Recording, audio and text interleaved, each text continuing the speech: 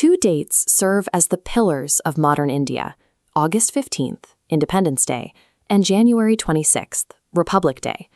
There is an extraordinary historical alignment in the life of one man who belongs to both. Sangolli Rayanna was born on August 15th and executed on January 26th.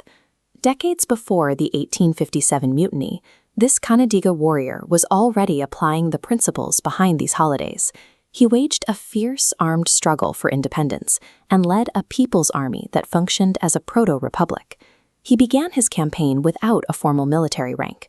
Despite this, he masterminded an asymmetric war that forced the British East India Company to commit massive resources to a conflict they couldn't end through traditional combat.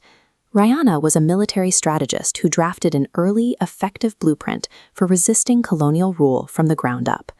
This map of Hindustan shows the contested borders of the Mysore and Maratha regions. This was the home of the Kittur kingdom. In 1824, the kingdom resisted British annexation with surprisingly lethality, most notably when the warrior Amator Balappa shot and killed the British collector, John Thackeray, in the middle of the battlefield.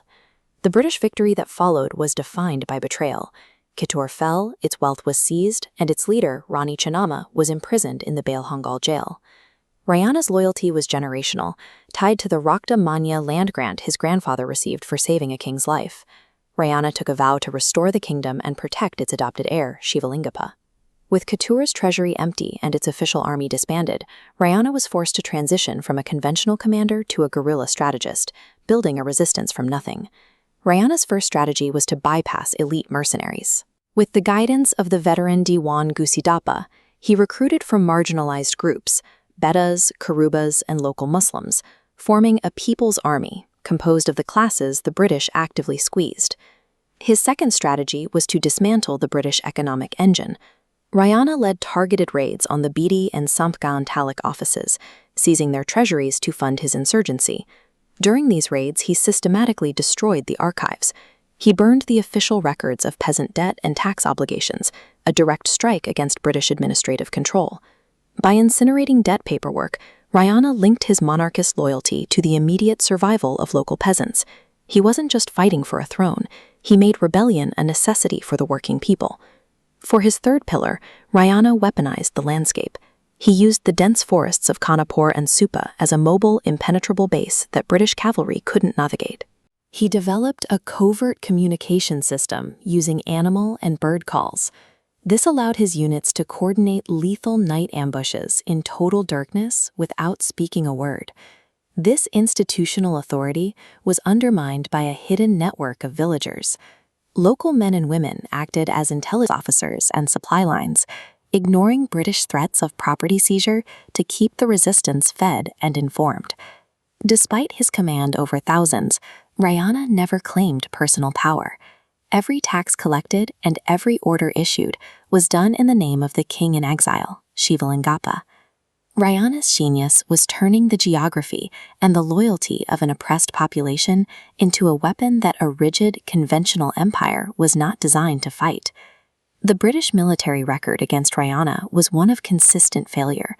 They could not locate him in the forest, and they could not defeat his guerrilla units in the field. They eventually succeeded through bribery. They paid two local landlords, Linganagowda and Venkanagowda, to ambush Rayanna while he was bathing unarmed at Kondanur. At his trial in Dharwad, the British agent Nisbet charged him with treason against the East India Company. Rayanna used the trial to assert a clear legal argument for sovereignty. He declared he was a citizen of Kittur, not a subject of the company, and that his actions were an act of war by a sovereign people, not a crime against a foreign merchant group. The British sentenced Rayanna and his associate Gajavira to death, while 14 of his followers were exiled to the Kalapani prison in the Andaman Islands. On January 26, 1831, Rayanna was hanged from a banyan tree in Nandagad. His final recorded words were a promise to be reborn in the same soil to continue the fight against the British. Colonial officials attempted to erase his campaign from the written archives. In response, the people of North Karnataka preserved his history through Gigi Padas and Lavanis, folk songs that kept the details of his tactics alive for 2 centuries. That oral history eventually became official recognition. Today, his name is physically built into the state's infrastructure, most notably at the KSR Bengaluru railway station, the busiest transport hub in the region.